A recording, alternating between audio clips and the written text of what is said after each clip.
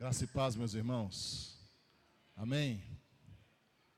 Antes da gente meditar na palavra, eu queria que nós orássemos também mais uma vez. E essa oração é uma oração de suma importância.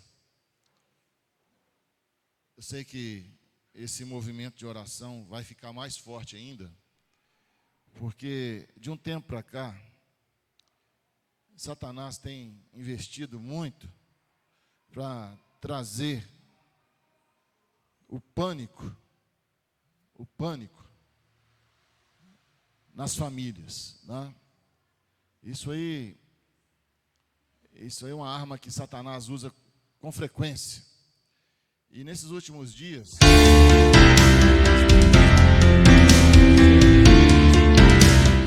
Senhor, nós levantamos essas palavras como palavras desafiadoras para a nossa alma, para nós não ficarmos dos pais, tirar a paz dos alunos, dos professores. E nós, como igreja do Senhor, também nós enviamos nossos filhos para a escola, né? E nós não enviamos eles simplesmente para ir lá aprender alguma coisa. Nós entendemos que eles também são missionários ali, né? São servos do Senhor naquele lugar. E se você olhar a história, inclusive da Bíblia, de vez em quando Satanás, quando sabia que ia levantar alguma geração para fazer diferença, ele começava a atacar aquela geração. Faraó fez isso. Quando viu que havia os hebreus crescendo muito, o que ele fez? Mandou matar as crianças. Herodes também fez isso. Então isso é histórico. E a gente percebe que não é uma coisa de Belo Horizonte, não é uma coisa de São Paulo, não é uma coisa do Paraná, é uma coisa lá também dos Estados Unidos. Tá? Qual que é a nossa missão como igreja do Senhor? A Bíblia diz que muito pode pela eficácia a oração.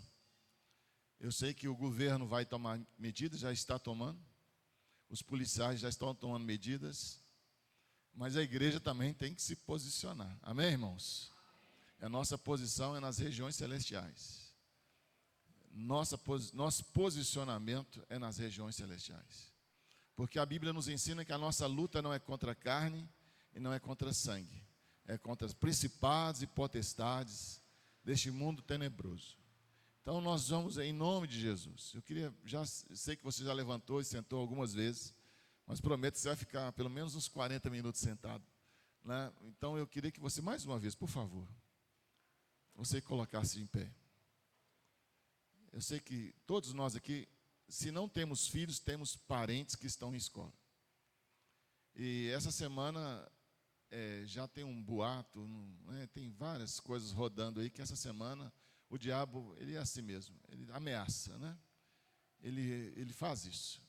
Mas nós não estamos aqui com medo de retaliação e nem ameaça de Satanás. Pelo contrário, amém, irmãos? Muito pode a oração agora neste lugar. Não se preocupe com outra coisa a não ser agora colocar diante do Senhor as escolas que vier na sua cabeça, o nome dos alunos que vier na sua cabeça. Eu queria convidar você para interceder nesse momento. Levante as suas mãos, levante a sua voz. Aonde você está, peça ao Senhor por essa escola, peça pelas professoras. Aqui na igreja temos professores, tem alunos. Eu queria convidar você, em nome de Jesus, para aclamar ao Senhor agora. Levante sua voz mais alta do que isso. Se você estivesse desesperado, você estaria gritando. Então você pode começar a clamar ao Senhor. Clama ao Senhor, diz: clama a mim e eu te responderei. Invoca-me e te anunciar-te-ei coisas grandes e ocultas que não sabes. Senhor, nessa noite, nós agora, Senhor, entramos num coro, entramos, Senhor, num coral, entramos num conjunto de pessoas espalhadas, ó Deus, na face da terra, espalhadas nessa nação brasileira. Senhor, chegamos diante do trono do Senhor, apresentamos humildemente diante do trono do Senhor. Senhor, nós queremos agora pedir ao Senhor que o Senhor envia milícias de anjos, que o Senhor envie, Senhor, ó Deus, guerreiros celestiais, em direção às escolas do nosso país, em direção às nossas crianças. Senhor, nós agora, Senhor, pedimos ao Senhor, ó Deus, que o Senhor mande, Senhor, ó Deus, solução para esse problema. Mande autoridade, Senhor, em nome de Jesus. Senhor, também nós agora, diante da tua autoridade, dizemos a Satanás: você já está derrotado, você já está aniquilado. Nós te declaramos nessa noite, em nome de Jesus, a sua derrota. Ah, Deus, nós declaramos, Senhor, ó Deus, sobre as nossas escolas, sobre os professores, a paz do Senhor, ó Deus, a tranquilidade, que volte, Senhor, o desejo dos estudantes se estudarem e terem paz nas escolas, Senhor. Pedimos também a volta da palavra do Senhor nas escolas. Pedimos, Senhor, a volta, ó Deus, do ensino da palavra do Senhor nas escolas. Pedimos ao Senhor, ó Deus, que os professores vejam a necessidade de ter gente, ó Deus, ensinando, ó Deus, a palavra do Senhor nas escolas, para que haja, Senhor, tranquilidade, haja paz. Ó Espírito Santo de Deus, usa os nossos alunos, usa os filhos dos crentes, usa as professoras crentes, para que eles sejam, Senhor, ó Deus, a atalaia no meio da escola, Senhor. Nós abençoamos, meu Deus, aqui a escola Sebastiana Novaes, do nosso lado, que ela receba, ó Deus, essa bênção. Abençoamos a escola Tanquedo Neves, Senhor, ali também próxima de nós. Tantas outras escolas que não me vêm à mente, mas nós pedimos agora a bênção do Senhor sobre essas escolas. E pedimos, Senhor, abençoe o nosso governo estadual, o nosso governo municipal, o nosso governo federal, para que eles, Senhor, recebam do Senhor, ó Deus, a ordem para que façam, ó Deus, e calem a voz de Satanás também, Senhor, em nome de Jesus, para a glória de Jesus. Amém e amém. Glória a Deus. Amém, irmão. Muito obrigado, irmão. Pode sentar, queridos. Louvado seja Deus. Temos que crer, irmãos. Temos que crer e orar. Convido você para amanhã vir para cá orar, continuar intercedendo. A igreja não pode cessar, orar sem cessar, né? Em nome de Jesus. Quero convidar você para abrir sua Bíblia, no Evangelho de João, capítulo 3. Hoje eu quero compartilhar com os irmãos uma palavra que está num encontro, né? Um encontro entre Jesus e um líder de igreja. Esses encontros de Jesus sempre são importantes e impactantes, né? Certamente também nós tivemos um encontro, se você não teve, hoje é dia de ter um encontro com Jesus, né? É sempre impactante o encontro com Jesus. Ele muda histórias, ele muda muitas coisas, né?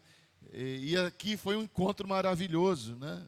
E esse encontro de Jesus com esse homem é um encontro muito importante para a gente tirar algumas lições, algumas verdades para o nosso coração nessa noite. E as verdades que nós vamos falar são verdades básicas mesmo, super básicas.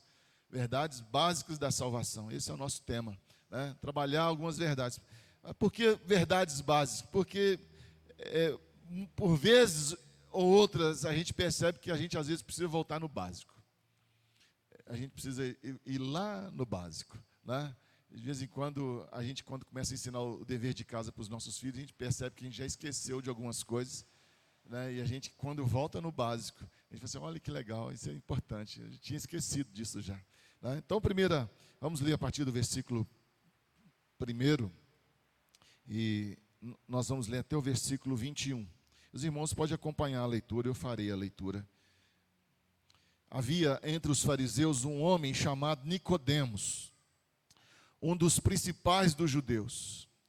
Este de noite foi ter com Jesus e disse: Rabi, sabemos que é mestre vindo da parte de Deus, porque ninguém pode fazer estes sinais que tu fazes se Deus não estiver com ele. A isso respondeu Jesus: em verdade te digo, se alguém não nascer de novo, não pode ver o reino de Deus. Perguntou-lhe Nicodemos: como pode um homem nascer sendo velho? Pode, porventura, voltar ao ventre materno e nascer segunda vez? Respondeu Jesus: em verdade te digo, quem não nascer da água e do Espírito não pode entrar no reino de Deus. O que é nascido da carne é carne, o que é nascido do Espírito é Espírito. Não te admires de eu te dizer, importa-vos nascer de novo. O vento sopra onde quer, ouves a sua voz, não sabes de onde vem, nem para onde vai. Assim é todo o que é nascido do Espírito. Então lhe perguntou, Nicodemos, como pode suceder isso? Acudiu Jesus, tu és mestre em Israel e não compreendes estas coisas? Em verdade te digo que nós dizemos o que sabemos e testificamos o que temos visto, contudo não aceitas o nosso testemunho. Se tratando de coisas terrenas não me credes, como crereis se vos falar das celestiais? Ora, ninguém subiu ao céu, senão aquele que de lá desceu, a saber, o Filho do homem que está no céu. E do modo porque Moisés levantou a serpente no deserto, assim importa que o Filho do homem seja levantado para que todo o que nele crê tenha vida eterna. Porque Deus amou o mundo de tal maneira que deu o seu Filho unigênito para que todo o que nele crê não pereça, mas tenha a vida eterna. Porquanto Deus enviou o seu Filho ao mundo, não para que julgasse o mundo, mas para que o mundo fosse salvo por ele. Quem nele crê não é julgado. O que não crê já está julgado, porquanto não crê no nome do unigênito Filho de Deus. O julgamento é este, que a luz veio ao mundo, e os homens amaram mais as trevas do que a luz, porque as suas obras eram más. Pois todo aquele que pratica o mal aborrece a luz, e não se achega para a luz, a fim de não serem arguidas as suas obras. Quem pratica a verdade, aproxima-se da luz, a fim de que as suas obras sejam manifestas, porque feitas em Deus. Amém? Obrigado, Senhor, mais uma vez, por poder compartilhar a palavra do Senhor. Para a gente é um grande desafio, não só pregar, mas também ouvir essa palavra, ouvir, ó Deus, o Senhor falar no nosso coração com tantas vozes que temos nesse mundo, com tantos desafios que temos nesse mundo. Pedimos a Tua bênção para que Teu Espírito possa aplicar no nosso coração essa palavra, em nome de Jesus. Amém. Toda vez que nós lemos um texto onde começa a falar sobre fariseu, de imediato já vem um julgamento no nosso coração. Porque aprendemos, até pelas Escrituras, que fariseu é hipócrita, né? A hipocrisia está relacionada com esse nome fariseu. Mas aqui a gente tem um encontro, não está onde Jesus condenando a hipocrisia, em momento algum Jesus está combatendo a hipocrisia de Nicodemos. Há um encontro onde há uma realidade de uma pessoa que tem um conhecimento muito grande. Ele é um mestre, ele é um rabino, ele é um maioral dos judeus, é alguém que se dedicou com honestidade ao ensino da religião. Ele não se perdeu aqui em momento algum nas suas palavras. Ele coloca diante de Jesus seus questionamentos honestos. Salmo 51 fala sobre esse coração disposto, né, de Davi. Esse mesmo coração de Nicodemos, ele está com o coração perguntando, questionando, arguindo. Alguns até condenam Nicodemos porque Nicodemos foi de noite encontrar com Jesus. Talvez sim, talvez ele estava com algum receio, né, do que alguns líderes fariseus, outros fariseus pudessem falar, mas ele também era uma pessoa importante. Certamente ele também era uma pessoa que era muito perguntado, muito requisitado. E as pessoas também talvez não dariam para ele a oportunidade dele ser o perguntador. Então, quando ele começa a colocar no versículo 2, sabemos que és mestre, Nicodemos também coloca essa palavra aqui no plural, para mostrar que não é só ele que tem algumas já conjecturas ou alguma análise acerca de quem é Jesus, mas eles já discutiram entre os fariseus acerca de que aquele que estava fazendo ali era alguém da parte de Deus. E ele faz isso com muita propriedade. Olha, já analisamos os milagres, Não tem como. Alguém da parte de Deus. Sabemos que é vindo da parte de Deus. Mas a gente não entendeu essa vindo do céu para cá. Como é isso? Porque para o judeu, aguardavam um Jesus, ou um Messias, melhor dizendo, não vindo timidamente.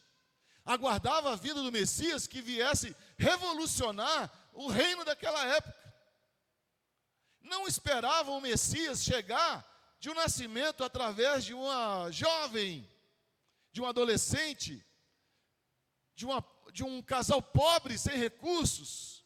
Não admiravam, estavam admirados de olhar para um homem que não tinha posses, filho de carpinteiro.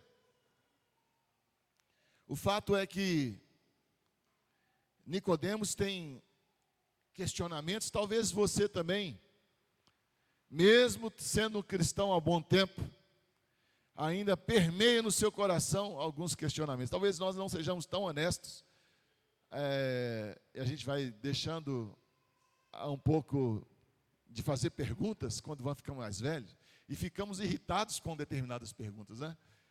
Basta a gente olhar para as crianças, elas nos perguntam coisas que a gente... não, menino, para de fazer essas perguntas, pergunta para o pastor depois, né?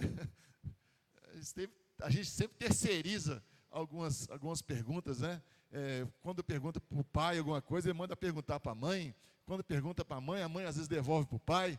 E aí fica aquele jogo, né, de perguntas. Mas Nicodemos chega diante de Jesus e faz perguntas. Mas ele faz perguntas porque Jesus, de fato, coloca para ele algumas verdades básicas. Básicas. Talvez para você, fale assim, poxa, mas será que Nicodemos não sabia disso? Talvez o básico para você hoje, 2000 anos depois da morte de Cristo e da ressurreição de Cristo, para Nicodemos foi uma grande admiração. Não te admires de eu te dizer, importa-vos nascer de novo. Talvez para nós que já estamos na caminhada cristã há mais tempo, a gente às vezes não se admira com o perdão de pecados, não se admira mais quando a gente fala assim, olha, meus pecados são perdoados, olha que bênção. A gente até quase nem confessa mais pecado, né? E parece que nem temos pecado. A gente já, acho que mais que Deus fica mais admirado quando a gente fala, Senhor, eu quero confessar ao Senhor um pecado. Olha, resolveu. Mas na verdade, quando Nicodemos é ensinado por Jesus aqui, mesmo falando que sabemos, Jesus vai ensinar para ele verdades básicas.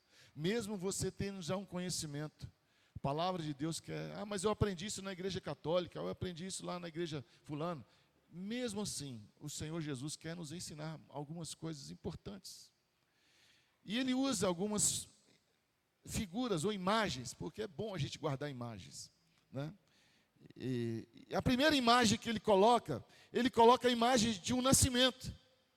Ele coloca a verdade ligada a essa imagem. Ele diz, em verdade te digo, diz o versículo 3, se alguém não nascer de novo, não pode ver o reino de Deus. Jesus começa a trazer uma ideia do que é o nascimento, ou do que é o renascimento.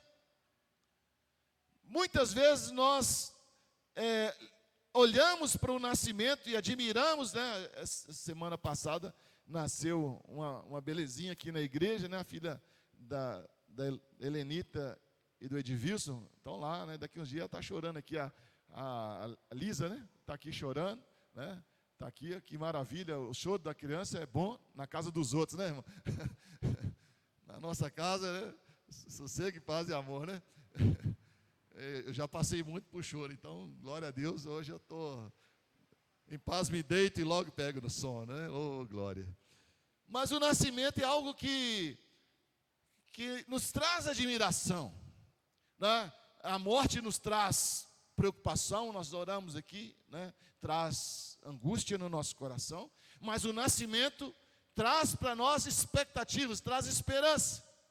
E Jesus começa a falar do reino de Deus para Nicodemos, de algo que deveria partir, ou ter o seu ponto de partida a partir de um nascimento, ou de um renascimento.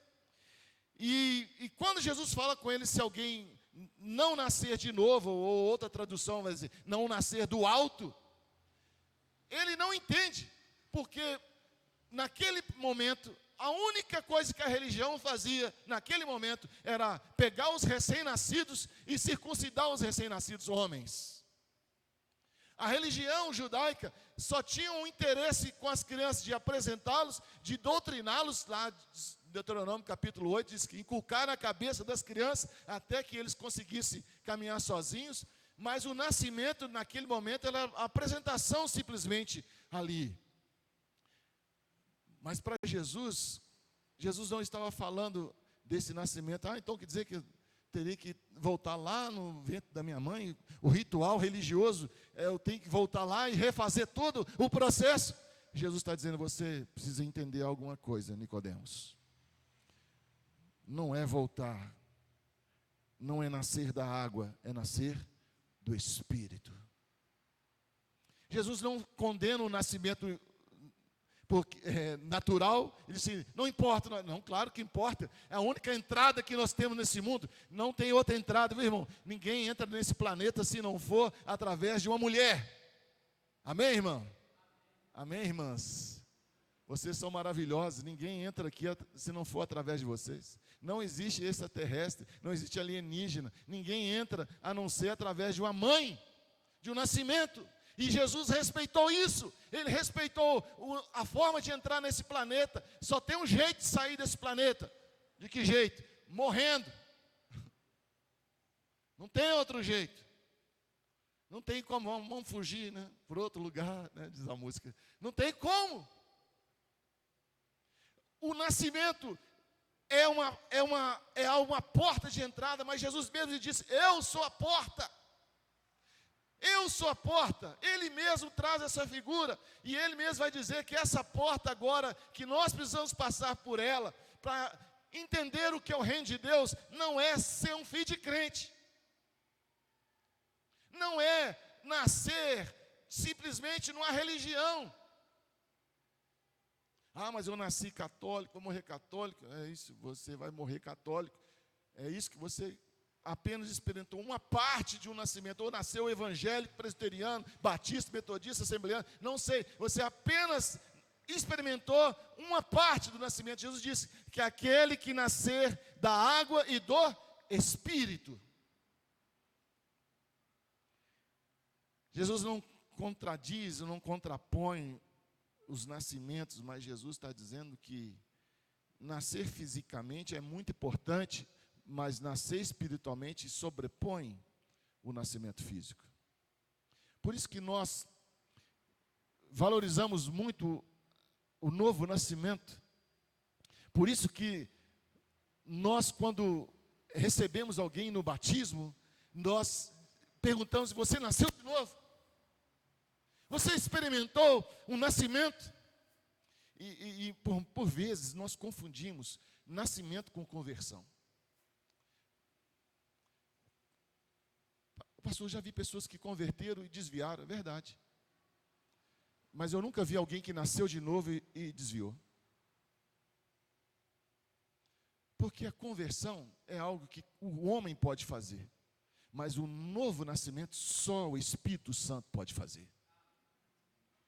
Muitos que se desviaram, converteram, levantaram a mão, aceitaram Jesus, batizaram, fizeram profissão de fé, fizeram classe de novos membros, fizeram tudo, se tornaram pastores. E se desviaram. E João vai dizer assim, estava no meio dos nossos, mas não era dos nossos. Por isso Jesus impacta e traz um impacto para Nicodemos. Nicodemos, eu sei que você sabe muita coisa, mas vou te dizer uma coisa. Você precisa nascer de novo. Irmãos, nos nossos dias, faz mais urgente ainda voltarmos à pregação do novo nascimento. Nós precisamos dizer para essa geração que existe uma exigência para ver o reino de Deus. A exigência é experimentar algo que vem do alto, algo espiritual na nossa vida. Eu sei que muitas vezes nós experimentamos tantas coisas terrenas que são maravilhosas, que estão dentro da religião, são lindas, são espetaculares, mas o nascimento que Jesus está falando implica numa nova geração, ser gerado de novo, o novo DNA. É como se nós fôssemos zerados. É como espiritualmente nós recebêssemos agora um lavar regenerador mesmo, como diz Pedro, um lavar de dentro para fora, o Espírito que diz lá em Tito, que nos lava e nos regenera. Não é um arranjo, não é um enfeite. Nos últimos dias nós temos visto muito crentes enfeitados, adornados, cara de crente, sorri como crente, faz tudo como crente, até dizima como crente. Meu irmão, eu vi essa semana um vídeo da Cláudia Leite falando que é evangélica. Eu fiquei me perguntando. Ela disse assim, mas eu ainda estou no processo. Eu disse, qual que é o processo? Porque se alguém que é nascido de novo, diz assim, o que é nascido da carne é carne, e o que é nascido do Espírito é Espírito. E aquele que está na carne não pode agradar a Deus. Então, se eu faço algo que é para agradar só a carne, eu não estou no Espírito. E se eu não estou no Espírito, tem alguma coisa errada. Se o meu dom, se o meu talento é simplesmente para fazer um show, para agradar a carne dos outros, porque é uma festa da carne, né, irmão? Carnaval, não precisa nem falar onde Caudalito toca. Deus te abençoe. Te dê uma moto melhor. Silenciosa. A festa da carne não é uma festa espiritual, irmão. O nome já diz carnaval. A gente já é brasileiro, já sabe muito bem o que acontece nos carnavais. E eu não estou aqui julgando a Cláudia Leite. Eu estou apenas trazendo para você um exemplo para você entender de forma prática o que está acontecendo na nossa geração. Jesus traz para Nicodemos, que era um homem com zelo, zeloso com as coisas religiosas. Nicodemos, para comer alguma coisa, ele lavava as mãos várias vezes. Mesmo assim, o Senhor disse, você precisa nascer de novo. Tem uma exigência. Tem que voltar ao ventre materno? Também não é tanto. Não precisa zerar tanto assim, não. Importa-vos nascer de novo. Então Jesus coloca uma questão, coloca um impacto. O reino de Deus não é uma coisa que a gente está distribuindo. O texto vai dizer para frente que Deus amou o mundo de tal maneira, que deu seu Filho unigênito. É maravilhoso João 3,16. Mas se a gente perceber o contexto anterior, não é tão fácil assim. Não é tão simples assim. Deus enviou o seu Filho, para que todo aquele que nele crê não pereça, mas tenha vida eterna. Mas para isso, tem que experimentar o novo nascimento. Como é que eu posso então, pastor, experimentar esse novo nascimento? Talvez essa é a segunda pergunta. E antes de Nicodemos perguntar, Jesus já disse para ele, o vento. Jesus traz uma outra figura. Para o nascimento, é preciso de vento. Vai, que isso, pastor? Para o ser humano nascer, não precisa de vento. Se soprar, não nasce nada. Jesus precisou do ruar. O vento do Espírito foi lá no ventre de Maria. E ali fecundou aquele óvulo. E o anjo disse, olha Maria, não se espante. Porque o que está dentro de você é obra do Espírito. É algo sobrenatural.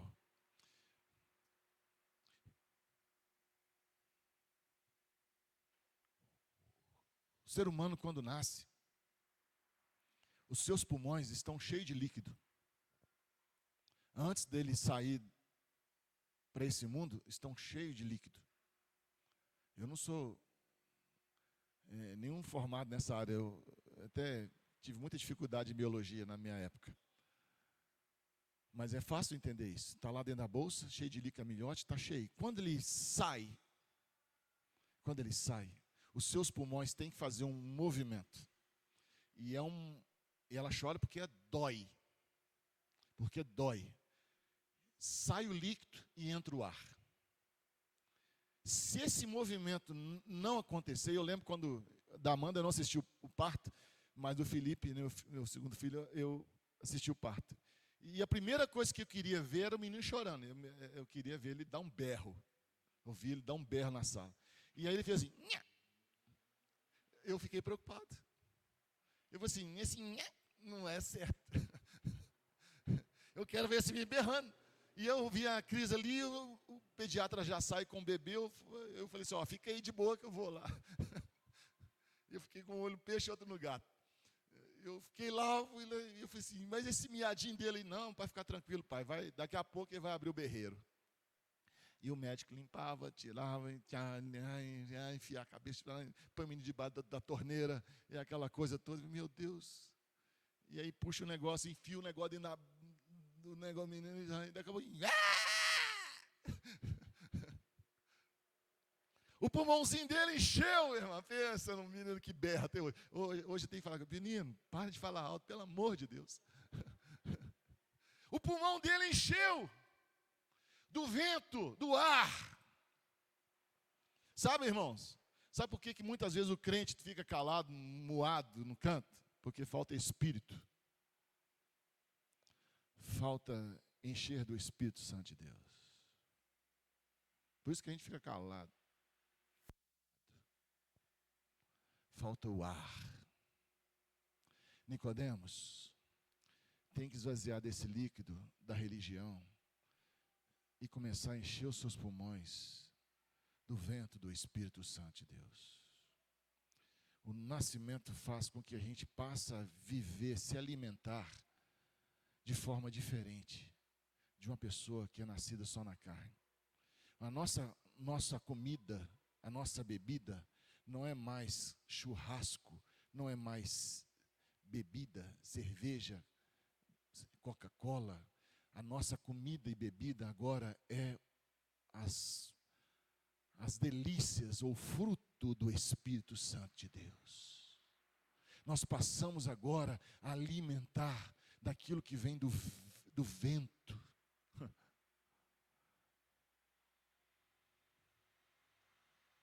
Essa segunda imagem do vento está relacionada lá no início. A palavra no hebraico para espírito é ruá. É a mesma palavra para vento. É a mesma palavra. E a mesma palavra aqui no grego, o vento sopra onde quer. Ele ainda não tinha o menor entendimento do que seria o Espírito Santo de Deus. Ele está falando de vento, talvez naquela noite ali soprava uma brisa fria, talvez soprava para o pentecostal, dava um temporal, né? O presbiteriano estava ali um vento sossegado, né? Mas o fato que tem é vento, amém, irmão? É vento, se é um temporal, se não é, mas é um vento, incomodava ali. E Jesus falou assim, o vento sopra onde quer. Ninguém sabe de onde vem, nem para onde vai. Assim, é todo o que é nascido do Espírito. Que maravilha, irmãos. Que maravilha. Sabe, porque à medida que os nossos filhos vão se tornando maiores e deixando de comer aquilo que a gente dá para eles, eles vão começando a ser guiados por eles mesmos. A melhor coisa que acalma o nosso coração é quando a gente sabe que eles têm o Espírito Santo de Deus dentro deles. Porque aí eles não vão fazer a vontade deles, vão fazer a vontade do Espírito Santo de Deus. Sempre houve uma forma do povo ser guiado. Essa figura que Jesus está dizendo para Nicodemos é que existe uma forma de você entrar nesse mundo, existe uma forma de você entrar no reino de Deus, existe uma forma de você agora se alimentar nesse mundo, existe uma forma de você alimentar ou ser guiado no reino de Deus, e a forma de ser guiado no reino de Deus não é fazendo a sua vontade, irmão, é fazendo a vontade do Espírito Santo de Deus. Romanos 8,17, o Espírito Santo testifica com o nosso espírito que nós somos filhos de Deus, e Ele nos guia. Então, se eu estou aqui, não é porque eu quero, é porque se for o que eu quero, eu estaria fazendo de fato qualquer outra coisa. eu estaria talvez aproveitando alguma coisa que, sei lá, que é bom para um, bom para outro, como alguns talvez nessa noite estejam fazendo. Mas, quando nós somos guiados pelo Espírito, o Espírito Santo testifica com o nosso Espírito. Esse não é seu lugar, Joel. Agora, esse lugar aqui não é para você. Você tem que estar ali. Nicodemos, tu és mestre em Israel e não compreendes essas coisas?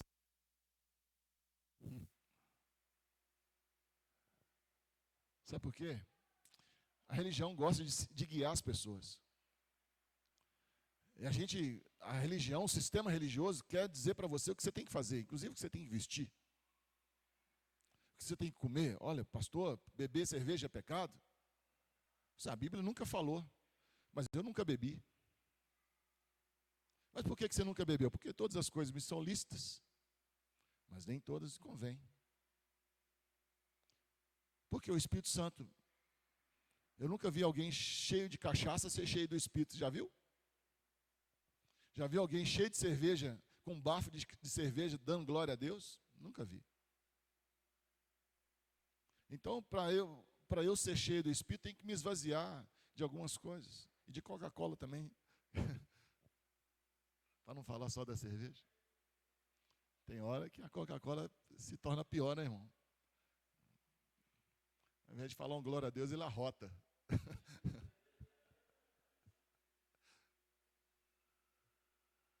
Nós precisamos ser guiados pelo Espírito de Deus. Esse é um mistério. É um mistério revelado para nós hoje.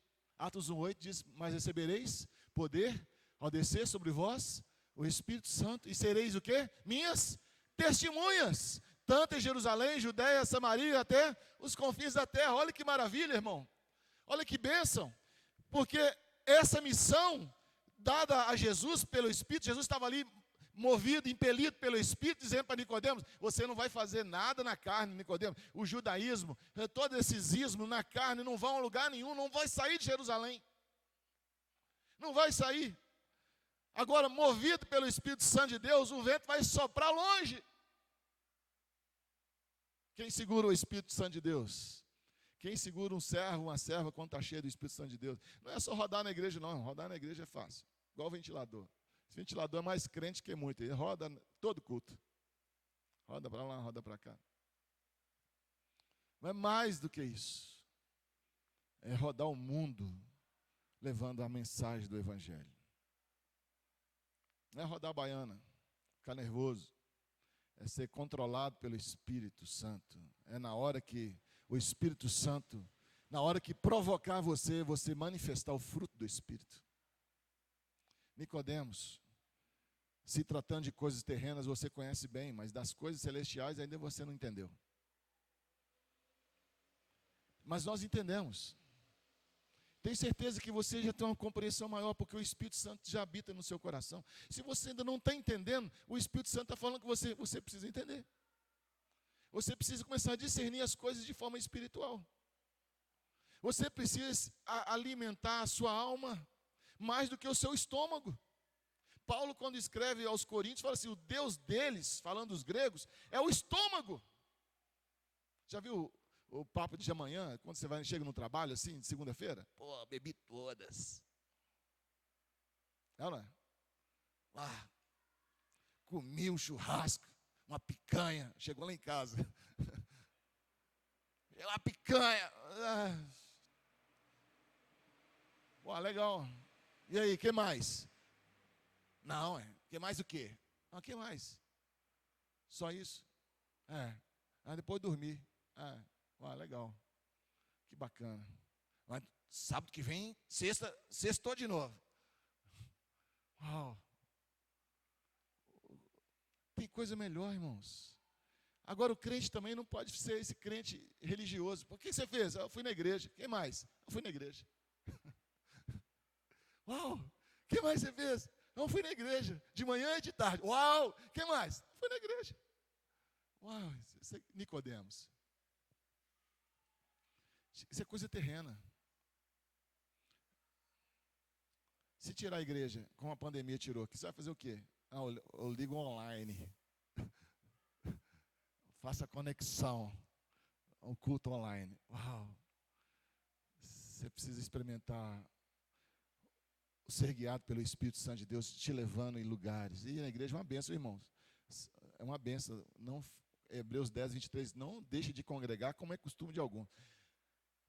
Alegrei-me quando disser, vamos à casa do Senhor, Salmo 122, 1. Então, são tantos os versículos que falam, como é bom e agradável viver unidos, irmãos. São tantos versículos que mostram nosso... Porque a gente quer vir para a igreja contar aquilo que Deus fez na nossa vida. O culto de domingo tem que ser um culto de testemunho. Testemunho do que eu fiz, não do que o Espírito Santo fez na minha vida. Da onde eu caminhei, de como o Espírito Santo me usou. Porque é para isso que você foi chamado, para ser testemunhas. Para isso que você nasceu de novo. Para testemunhar que existe algo espiritual e sobrenatural nesse mundo. Por isso que o Senhor coloca você para ir em lugares que eu não vou. Não vou porque eu não quero, é porque eu não posso, você que está lá. Tantos lugares nesse Belo Horizonte que você vai durante a semana, que eu sozinho jamais conseguiria ir. Mas quando Deus coloca o povo de Deus espalhado aqui, vai permeando a cidade, levando o testemunho, o evangelho de Cristo, se é nascido de novo. Porque se não é nascido de novo, amanhã vira um crente carnal, se existe, e amanhã ele vai andar pelas cavernas e vielas dessa Belo Horizonte, e domingo ele volta, veste a roupa de crente e acha que tem o Espírito Santo de Deus. Não. Jesus está falando para Nicodemos, você precisa experimentar. Amém, irmãos? Jesus está convidando a gente nessa noite. Está convidando a gente para experimentar o novo nascimento, para experimentar o Espírito Santo como guia da nossa vida. Ele coloca uma outra imagem. Eu nem sei se já tiraram meu tempo aqui, já tem tempo ainda? Já acabou meu tempo aí? Eu não estou nem olhando o relógio, mãe. Ah, tem. Olha que bênção. Deus multiplicou ali meu tempo. Se tratando de coisas terrenas. Agora diz versículo 13. Ora, ninguém subiu ao céu, senão aquele que de lá desceu, a saber, o Filho do homem que está no céu. E diz versículo 14, de modo porque Moisés levantou a serpente no deserto, assim importa que o Filho do homem seja levantado, para que todo que nele crê tenha vida eterna. É interessante que Jesus traz para Nicodemos uma imagem que ele conhece muito. Ele traz uma figura de Moisés, e olha, para falar por um fariseu, doutor, rabino, falar sobre Moisés, e disse, isso aí, agora, vamos falar dele, sei a biografia completa. Sabe, Moisés foi levantado. Ele levantou a serpente no deserto. Para quê? Porque lá naquela época o povo andava em desobediência. E Deus mandou serpentes venenosas, áspides, para picar o povo. Não foi o diabo não, irmão. Deus mandou castigo para o povo.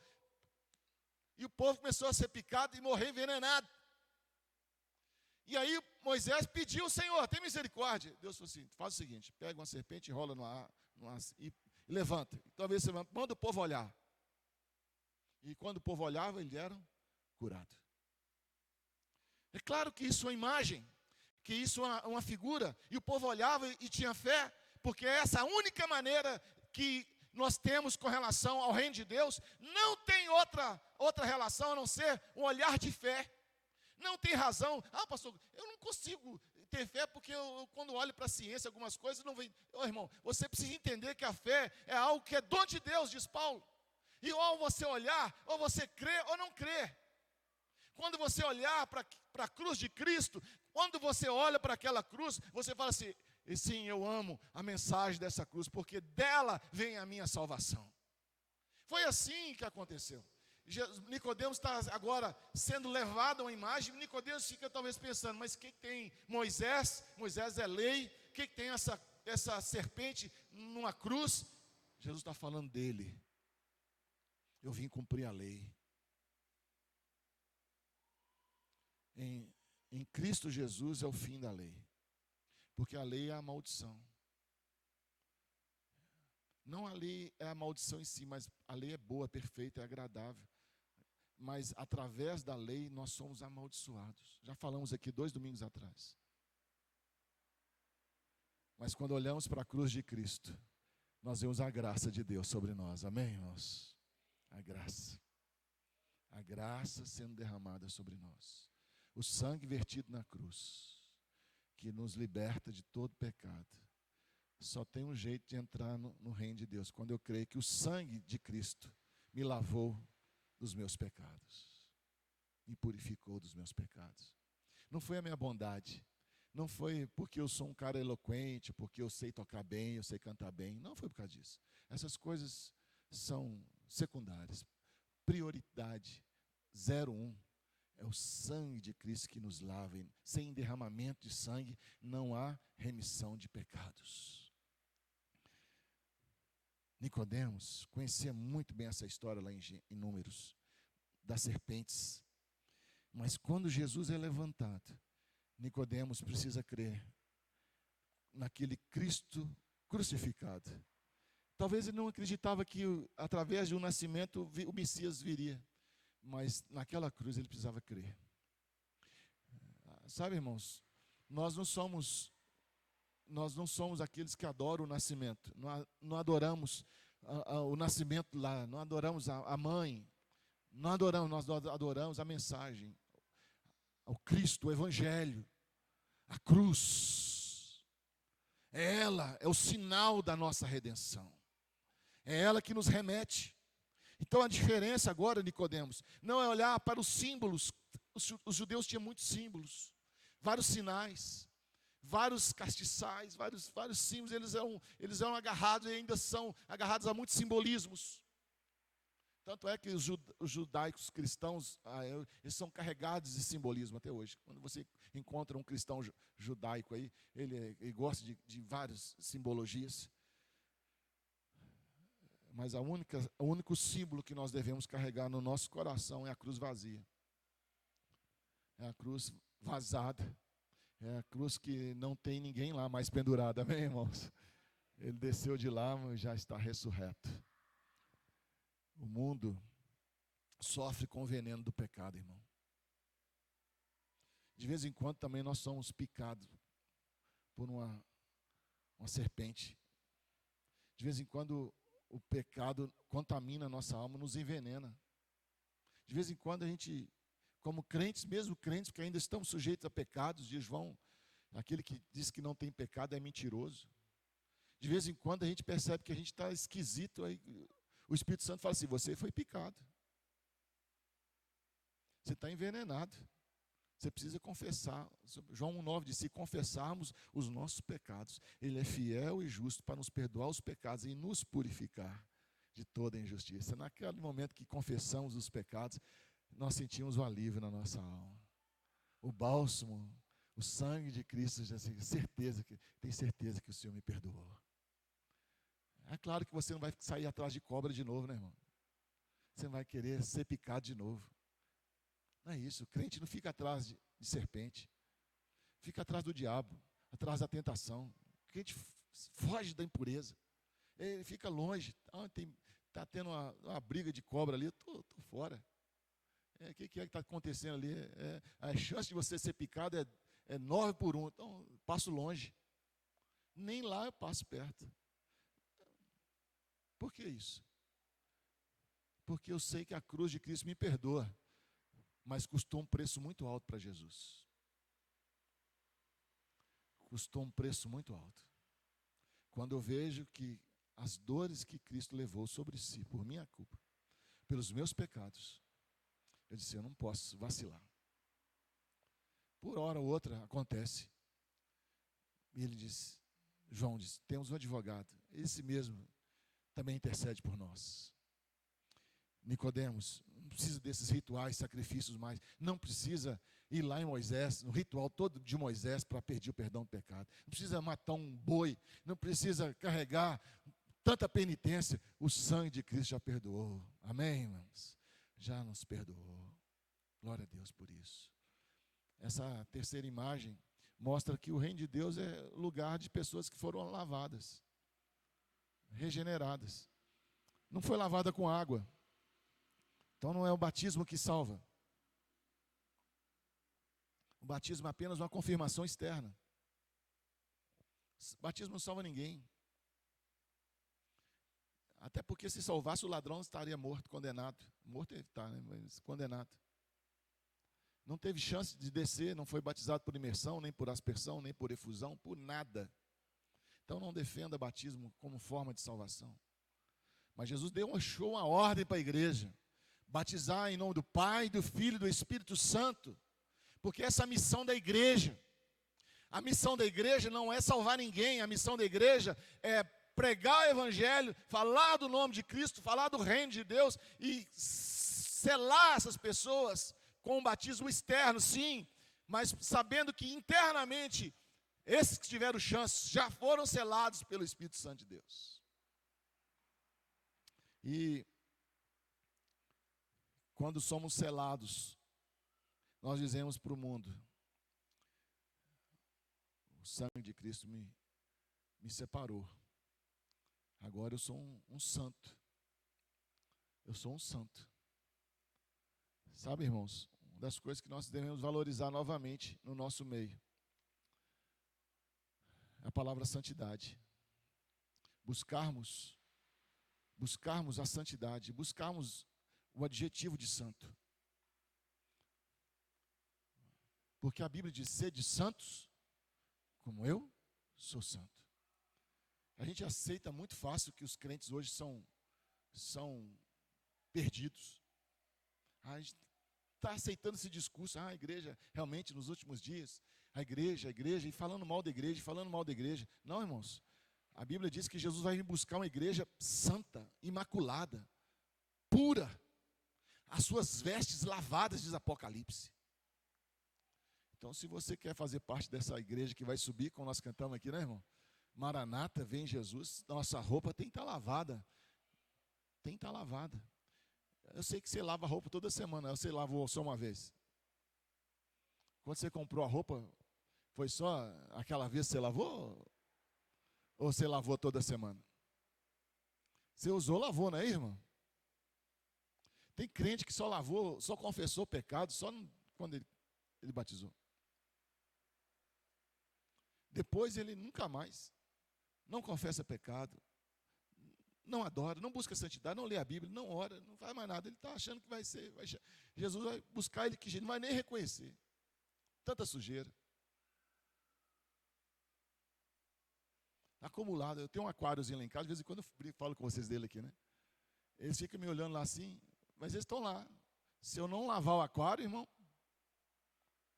olha que eles são bonitinhos para danar, mas eles fazem uma sujeira. Imagina a gente.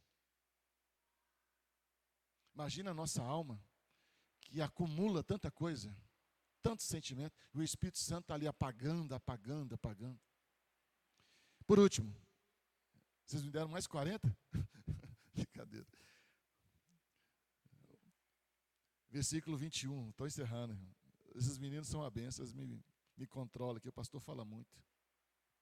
Quem pratica a verdade, aproxima-se da luz, a fim de que as suas obras sejam manifestas, porque feitas em Deus. Testemunho, irmão. Testemunho.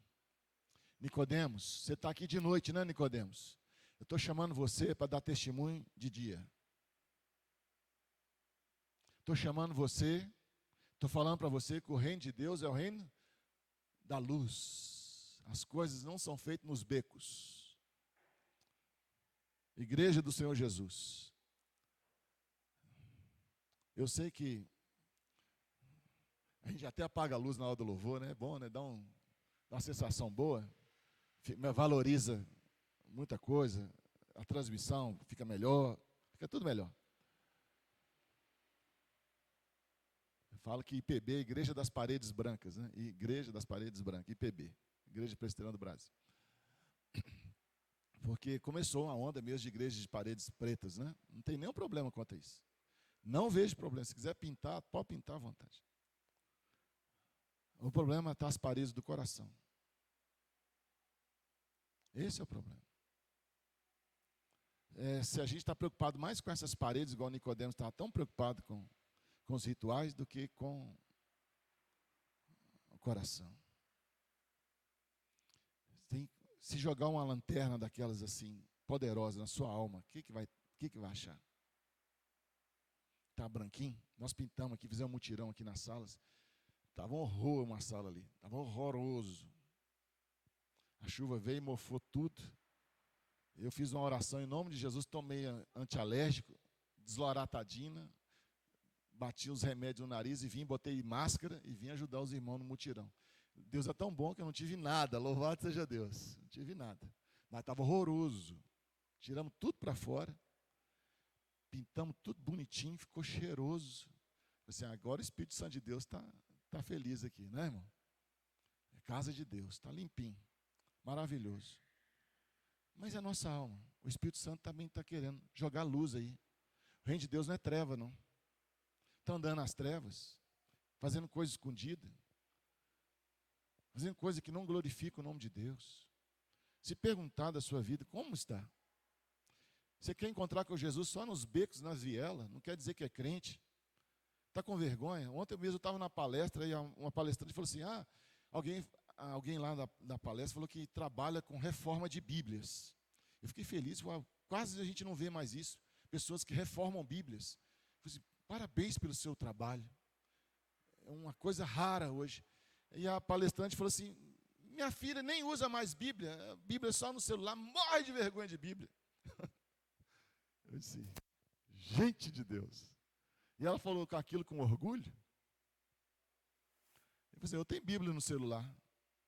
Mas quando eu vou visitar os presos, lá não entra celular. Lá não entra. E eles não podem ter celular. E aí eu peguei um monte de Bíblia que os irmãos doaram aqui e doei para eles. Agora imagina. Aqui é bom, tem letra para tudo quanto é lado. É uma benção, tem que ter mesmo, tecnologia. Às vezes tem hora aqui que a gente vai na Bíblia digital mesmo, que vai salvar a gente. Mas o crente, irmão, não pode se esconder. Não pode se esconder. Ser chamado para a luz. Amém? Você tem que brilhar. Você tem que brilhar. Você tem que brilhar. Jesus chamou você para brilhar. Não é para ser uma meia luz, meia boca, meia tigela, meia colher. Você tem que brilhar, fazer o seu melhor. Em nome de Jesus. Esse é o chamado. Nicodemos, você está pronto para brilhar? A gente vai ver Nicodemos só lá na morte de Jesus, quando ele encontra com José de Arimateia. A minha pergunta que fica, o que aconteceu com Nicodemos? Eu espero que ele tenha, em Jerusalém, aceitado o convite de Jesus para um novo nascimento.